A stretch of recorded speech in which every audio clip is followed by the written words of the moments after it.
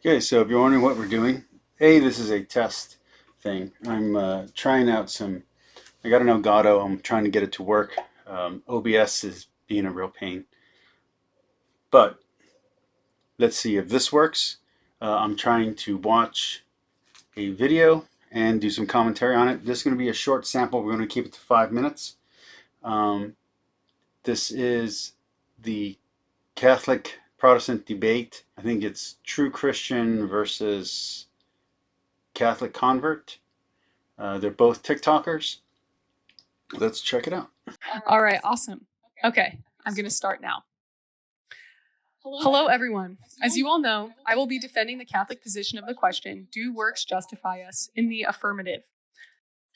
So I took the negative on the same topic, saying that basically it is on the Catholic idea of works and grace, because my argument for this with unfound cause was very simple.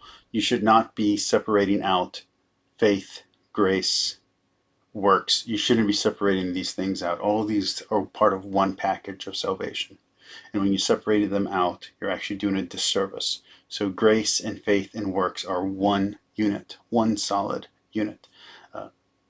Kind of mirroring the Trinity, where it's three persons, one being. This is one thing. Sanctification, justification is all one thing.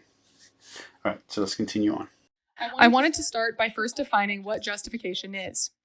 Justification, broadly speaking, means to declare or count as righteous. We are guilty of something, namely sin, and we are acquitted of these charges, seen as righteous before God through justification. The question then is, what makes him count us as righteous? In the traditional Protestant view, we are counted as righteous because Christ's righteousness is counted to us, while we remain personally unrighteous. So there are actually multiple different Protestant views.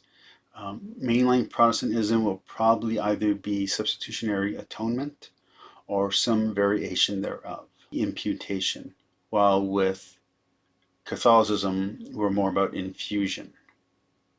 That gets complicated, has to do with theosis. Considered as righteous by God only because of Christ's righteousness, which we do not possess, is not properly our own, but is an alien righteousness. Therefore, when God considers us righteous, that is, when he justifies us, he sees Christ's righteousness and not our own. On the other hand, the Catholic Church teaches in the Council of Trent, Session 6, that justification is, quote, not the remission of sins merely, but also the sanctification and renewal of the inward man through the voluntary reception of the grace, whereby man of unjust becomes just, and of an enemy a friend. I don't think her going to Trent was a good idea, because a lot of Protestants have very heavy misunderstandings and distrust of Trent in general. It's not a source they're likely to trust. When I did my debate with Found Cause, I chose very specifically a Protestant translation to be going off of. And still in the debate, it sounded like they were jumping around to not only different translations, but different passages. They weren't, but it was the way that he worded the question, because he would say Ephesians 5, Ephesians 6, but he just meant verse 5, verse 6, that kind of thing. So this kind of stuff can be tricky. I think that one of the mistakes that this person makes during the debate is that they make it too broad. They really needed to focus down on just one passage or just one topic. It's going to go into justification. It's going to go into sanctification. It gets really complicated the way that they broke it down. The beginning of this justification is faith, and, quote, none of those things which precede justification, whether faith or works, merit the grace itself of justification. For if it be a grace, it is not now by works, otherwise grace is no more grace, unquote.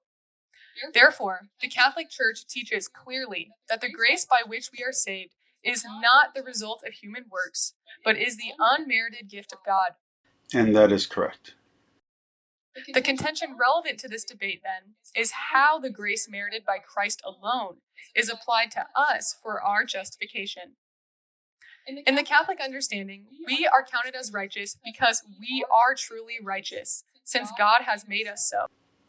I think a better argument would be that we were created good, which is one that I used in my debate, which is in the Old Testament. Now, mind you, I kept it only in Ephesians, but if I was going to do what she's doing and expand it, or as both these people are going to do, and expand it to different parts of the Bible, I would simply go to the beginning of Genesis and repeat how God created us good. He declared us good after each creation, each part good. So our original natures are not sin natures. The privation, the sin nature, is actually a corruption of our original nature. This is clear since the word logizomai, meaning to count, is largely used throughout Scripture to attribute something which is true in reality to a subject. That's another mistake that I think she does, is that she'll go to the Greek.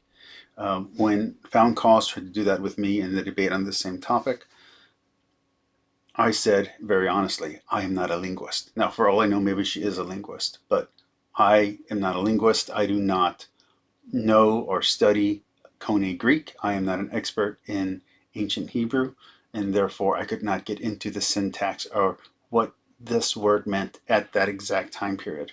So I think that's a mistake to do that, because you don't have that expertise, and at some point you're just arguing about semantics, which is never good in any debate. Therefore, when I am judged as righteous by God, it is because I am righteous.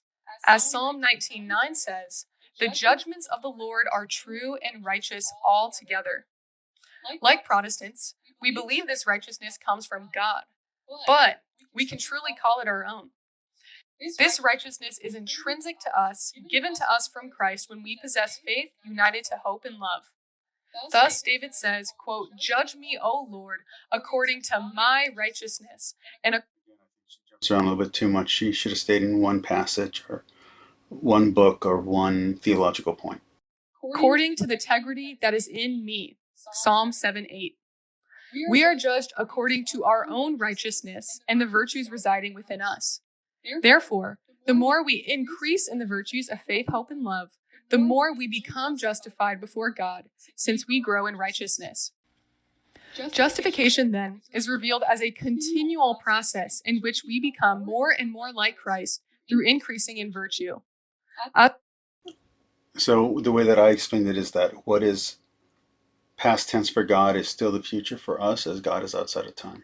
As a result, justification is not a one-time event, but is a process as we become freed from sin and turn towards greater righteousness.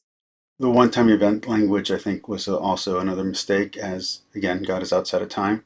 So the event of justification and sanctification, that event of the cross, was a one-time event, but the event is always happening. You're always reforming, to use Protestant language. You're always becoming more holy until you die. So either at the very end, you are holy and you believe in God and you're forgiven, or you're not. The scriptures support this idea, speaking of justification not only as a past and a present reality, but as a future one as well.